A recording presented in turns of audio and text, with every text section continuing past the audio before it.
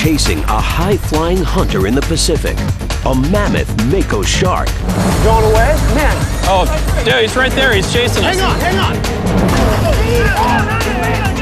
Wrangling a silver king on the fly, a titanic leaping tarpon. All right, are we ready? Hitting a shark-infested reef to tag the ultimate underwater flying monster, a massive manta ray. It's just like putting a very sharp knife into butter. And a deadly showdown. A life-or-death clash of man versus black marlin, impaling a young angler's head. Oh my God. I didn't know if he was going to live. In the name of science and sport, it's the most extreme encounters of man versus fish. Unhooked, flying monsters.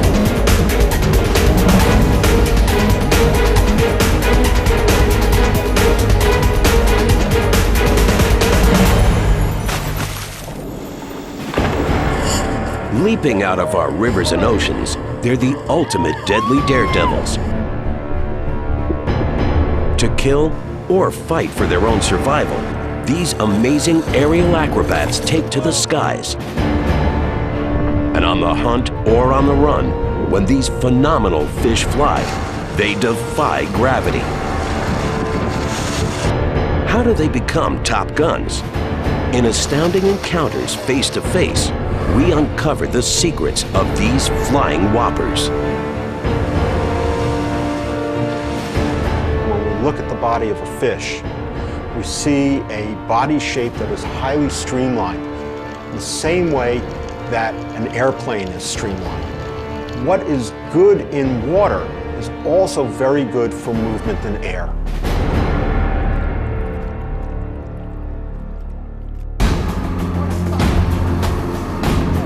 Add a lethal weapon to the daredevil design, and you've got airborne alpha predators. In some battles of man versus fearsome flying fish, a leaping beast can push the fight to the killer edge, taking human flesh, risking an angler's life.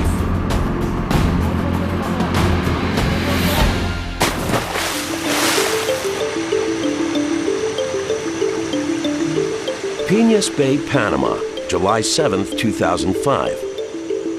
Bob Schultz is an international sport fisherman, but this South American trip is special.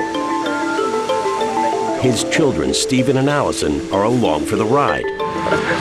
This is lovely. Here's my dad taking the photo. I wanted to get both of them down there to just spend 8 hours a day with me in a boat and not have any place else to go. Say hello. No phones, no cell phones, no TVs, just dad time. You'll say hello. Bob's hope is to pass along his passion for pulling in monster fish, especially one of the most coveted of all, black marlin, known in this fishing mecca as His Majesty. They're powerful jumpers, leapers. They really put on a show. Yeah, catching a big one. Yeah, I'll catch a big one. Are you going to stay in the chair? Meet their target, black marlin. In an ocean battleground, these hunters attack prey with aeronautical speed and a brutal, jutting javelin. They have that bill, and that bill is extremely sharp, and various billfish have actually been known to puncture the hulls of wooden boats.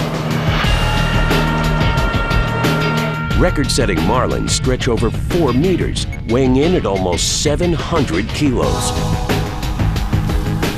Yet their super size doesn't slow them down. These cruising commandos hunt like radar-guided missiles, hitting speeds nearly 130 kilometers an hour. Pouncing on prey at the water's surface, behemoth body muscle and kinetic energy send them soaring straight out of the water.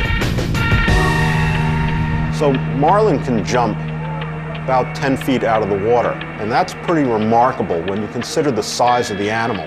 These are very big fish, and so to actually develop enough thrust to drive themselves out of the water to such a height is a fairly great accomplishment.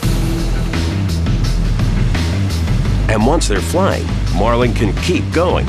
Seen from the surface, these bounding beasts look like they're skimming along the ocean, a spectacle known as greyhounding. And above or below the water, the black marlin is always poised for an attack, with a little help from these. It's estimated black marlin bills can stretch nearly a full meter. Yet incredibly, their bills are actually upper jaws that jut out like flesh-stabbing swords. It's actually its upper jaw that forms this large sword or bill on the front. For someone who's trying to bring a marlin in, it's important to actually get a handle on that bill, to control that, keep it from flailing around and potentially being impaled by it.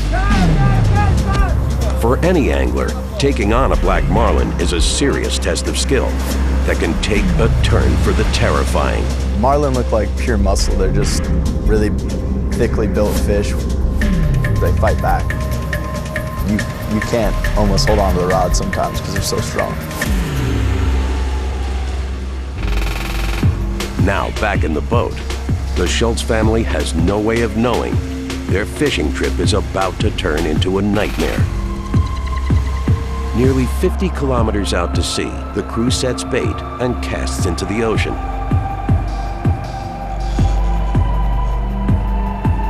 Allison documents the trip on her video camera. You getting some pictures? Yeah, I'm getting all of it on video. At first, no one's having any luck. I ate the bait. Then suddenly, Stephen's rod starts singing. He's got something strong. Stephen grabs hold and starts fighting. But as he struggles to keep control, the pull is intense, more powerful than anything he's ever felt. I knew it was the biggest fish I had caught thus far in my life.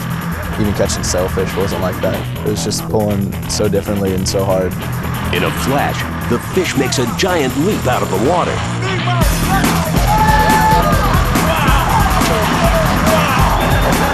It's a monster black marlin, soaring like a missile. The first jump was awesome because I'd never seen a fish that big in real life. I was kind of shocked and awed by it, and really intimidated by the size of it because I was afraid that that's what I was going to be reeling in. And I saw the thing completely clear the water, and it was humongous. Stephen braces himself for an epic battle. Mammoth marlin will fight to the death. You have to pace yourself to fight a fish for that long. I was ready to just, use every muscle in my body. But after an exhausting 30 minutes, Stephen's arms are burning with fatigue. Trying to stay focused, he has no idea what's going on underwater. We hadn't seen the fish in 15 minutes, so we didn't know exactly where it was or how far away it was. Feeling a sharp tug on the line, Stephen senses the marlin is agitated below. He and Bob scan the water, anxious to see the beast's next move. In an instant, the fish bursts from the water, right next to the boat. Even as Stephen fights to stay hooked, the family's thrilled to see His Majesty, the black marlin, up close. The incredible animal dives back down and once again takes a giant leap. But something's very wrong. In a sickening split second, it's clear the marlin is flying straight at Stephen. Trapped moments from impact, time seems to stand still. When the fish was coming in the boat, I realized that it was going to hit me, and I just didn't really give myself any time to react because I didn't think it was real. I don't think it was an errant jump.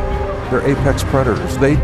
Nobody messes with them, This fish got messed with, and I think it just said, we're gonna get you.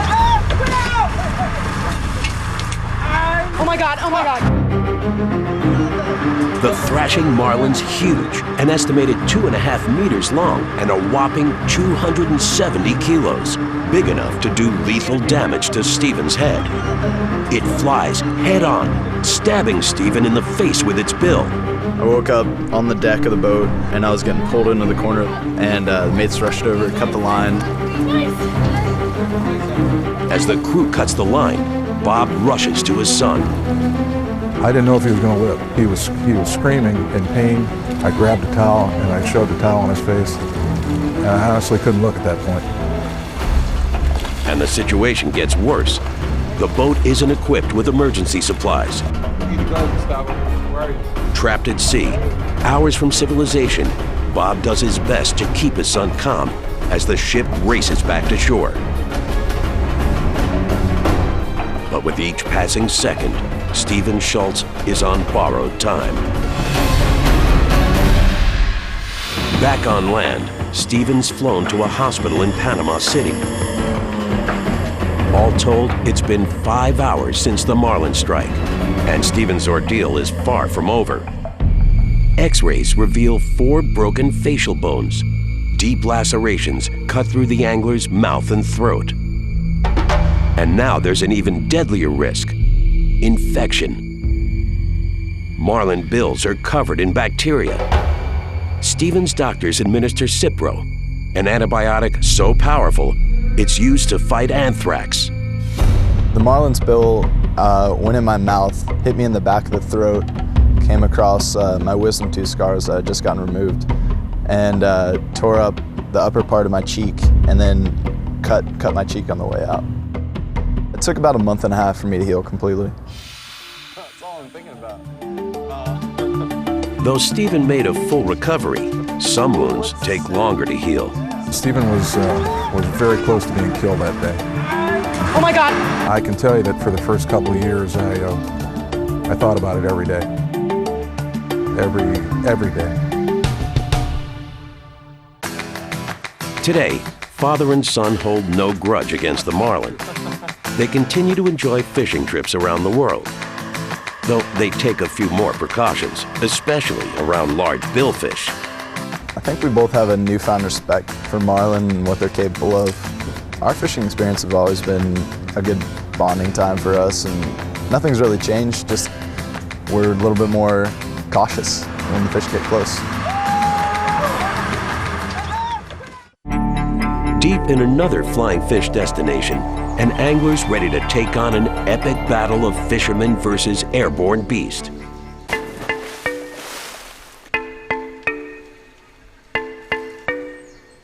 Puerto Real Bay, Puerto Rico, January 6, 2007. Greg Gibson's a globe-trotting fly fisherman. He's chased everything from northern pike in Manitoba to bonefish in the Bahamas. But here in the Caribbean, Greg has one goal. A catch-and-release angler, Greg wants to land a titanic tarpon on a fly. The challenge that the tarpon brings, not only the initial hookup, which is by far the most exciting, but to get a fish over 100 pounds into the boat with a fly line is, I think, just an achievement. Greg's fearsome flying adversary? Meet the tarpon. In the choice of fight or flight, these aerial whoppers take flight to new heights. To avoid predator attacks, these acrobats cut through the sky like stealth bombers, landing where their opponents least expect them. If you have a predator which is in the water, probably the safest place to be is out of the water. So the ability to jump out of the water, to move to some other location that maybe the predator can't see where you're going is a real advantage. Nicknamed the Silver King for their shimmering scales, tarpon grow massive, over 2 meters long and nearly 140 kilos. And when it comes to flying, tarpon can soar up to 3 meters out of the water. These leaping beasts have an air-breathing advantage. Like the intake on a jet engine, a modified swim bladder draws in outside air, allowing tarpon to keep breathing and hunting in shallow, low-oxygen environments where other fish die.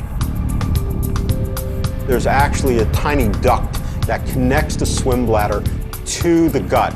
Now that's a real advantage for the tarpon because what it means is it could also potentially use that swim bladder as sort of a lung and get extra oxygen.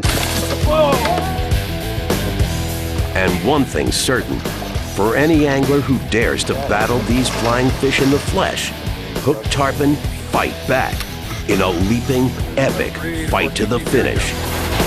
Oh my God, I got that, dude.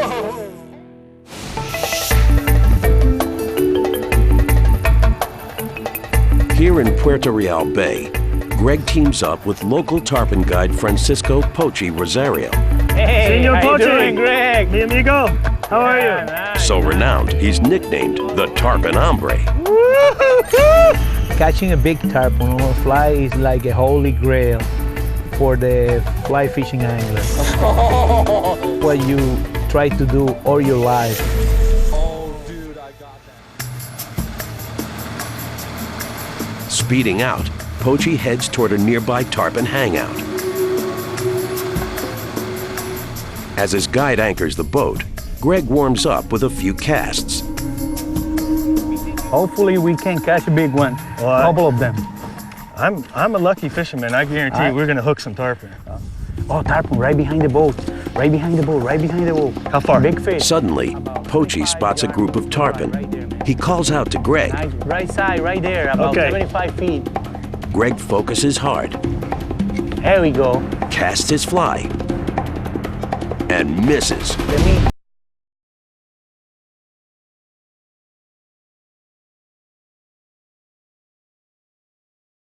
Positions and casts again.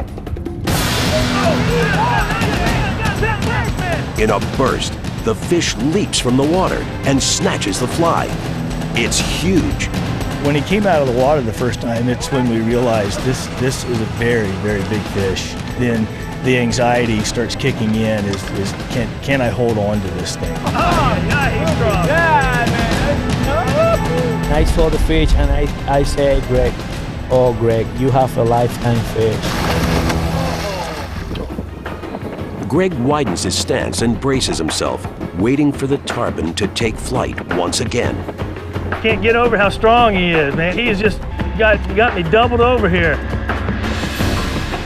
In a rush, the fish jumps and thrashes, flashing its signature silver scales. Greg knows the battle's just begun. Trying to shake free, the fish jumps again and again. Each leap seems higher than the last, and Greg is struggling just to stay in the fight. When a tarpon jumps, they call it bowing to the king. You need to bow your body and your line and keep it low to the water so he can't spit the fly out. The tug-of-war rages for a back-breaking 2 hours. Exhausted, Greg's whole body's sore, but he refuses to quit. Not a chance. Not a chance. Then, the fish shows the first sign of fatigue, surfacing for air. When they come up to the surface, you have a sense of relief that things are getting closer and we might be able to get this fish into the boat here soon. But it's not over yet. Refusing to give up, the beast dives back down. Greg's amazed by the tarpon's tenacity, but he's just as determined. He gathers his strength and gives a forceful pull. In an instant, the fish appears next to the boat. Okay, Greg, the fish. Greg's got it. Okay, I got him right here. Okay, got him. Okay. Leaning down, the angler can't believe his eyes. I got it. The one thing I noticed right away when we got the fish close to the boat was the enormous size of his head and the size of his eyes. It was just incredible. I just was in awe. Give me the leader. Give me the leader. Time is critical. Greg and fishing guide Pochi Rosario want to measure the fish before releasing the animal alive. Okay, I got it out. You can just feel the strength of this fish. Even after a 2-hour and 20-minute fight, the fish, just picking him up, is just nothing but muscle. Grabbing hold of the beast with a massive heave, the two anglers manage to land it. At last, the monster tarpon's in the boat. At more than 2 meters long, 1 meter around, and an estimated 100 kilos, the whopper's nearly bigger than both Pochi and Greg.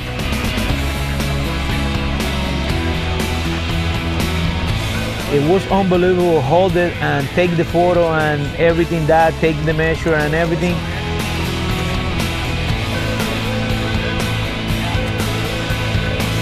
We've had a thrill of a lifetime with this fish, and now we want to make sure that we release it alive.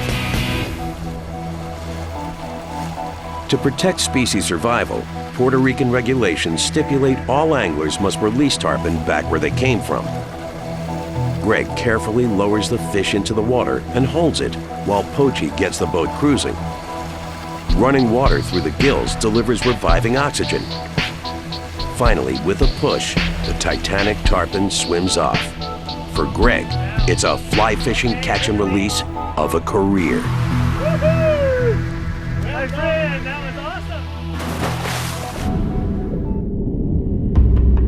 awesome! In another flying fish lair, combine aeronautics with aggression, and you have these fearsome and ferocious killers.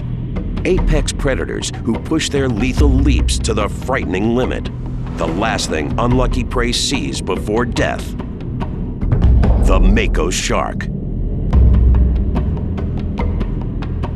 As Mako sharks leap from the water, they're going to come out sort of almost like a missile. These animals may actually do flips as they're coming out. They may actually roll. Stretching longer than 3 meters, weighing nearly half a ton. Thanks to a combination of brutal weaponry and blazing fast speed, Mako sharks reach petrifying proportions. Row upon row of razor-sharp, dagger-like teeth allow Makos to bite into big meals. But it's their sleek hydrodynamic shape and powerful propulsion system that lets them catch up to almost any kill.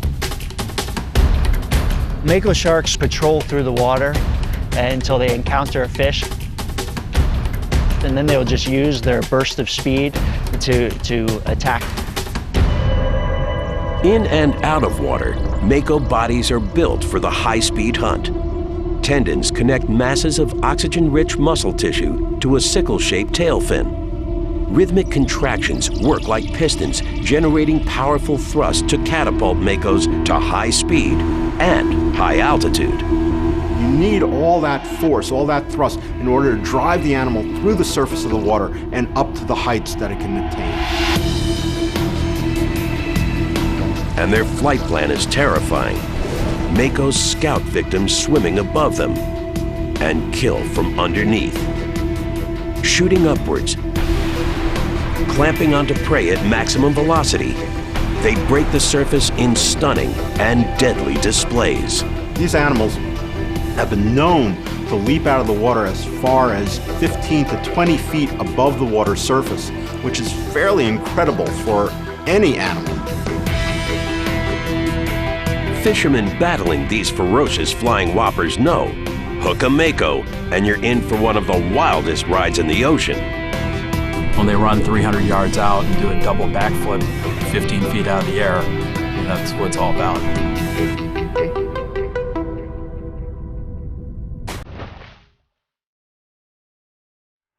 San Diego, California, August 27, 2006. Believed to be a Mako shark breeding ground, this bayside nursery is home to juvenile sharks. Anglers flock to catch these small-scale jumpers, but few dare to battle the largest Mako on Earth, nicknamed by anglers as a Big Mama. Yet for avid fisherman Brendan Mason and Captain Dave Trimble, it's the ultimate challenge, a mighty Mako caught on a fly. I first came to San Diego to try to fish for Mako sharks because I had heard about the fishery here. I just wanted to give it a shot. Steaming out to a prime spot, Dave drops a bait bucket filled with oily fish. Like a deep-sea dinner bell, hungry sharks within hundreds of meters can smell the tempting feast. At first, no luck. It started out slow, and it seemed like it might be a bust. Then, oh, look at the chum slick. Here one comes, man. Right there. The strategy works. Captain Dave spots a mako cruising in. We need the biggest frog you got, man. Brendan gets ready to cast. Until something goes wrong. The shark suddenly disappears. Baffled, the men scan the water. Hey, where'd it go? I don't see it. Wondering what spooked the shark. Oh my gosh, look at that one. Then they see it. A massive fin just meters from the boat. They can only imagine the size of the beast below. A mako, bigger than any they've ever seen. Everybody kind of just froze for a second, and we realized what we had to deal with. All of us on board were just kind of shocked. You know, sitting there with our jaws open. And even more shocking, the behemoth shark is moving directly towards them. Suddenly, in a blur of jaws and teeth, it bites down, shattering the floating bait bucket. It was actually creepy to watch because its teeth would come out and its eyes would roll back in its head and it would just crush the bucket and you'd hear plastic snapping. And it gets scarier. Finished with the bucket, the hunting shark now begins bearing down on the boat. As its mouth opened up and its lips curled back and its teeth came out and it started to chew on the motor, I was wondering if the motor could take it at that point because of the pressure of the jaws. In a frenzy, the mako gnaws repeatedly at the engine. Stuck in shark-infested waters, the men pray the ship will hold, and the shark won't go after bigger prey. Acting quickly, Brendan casts his fly, hoping to lure the biting mako away from the boat. Success! In a flash, the fish whips its head and chomps down. He ate it, yes, we got him. But the hook only agitates the mako more. As Brendan sets the fly, the whopper shark shoots from the water.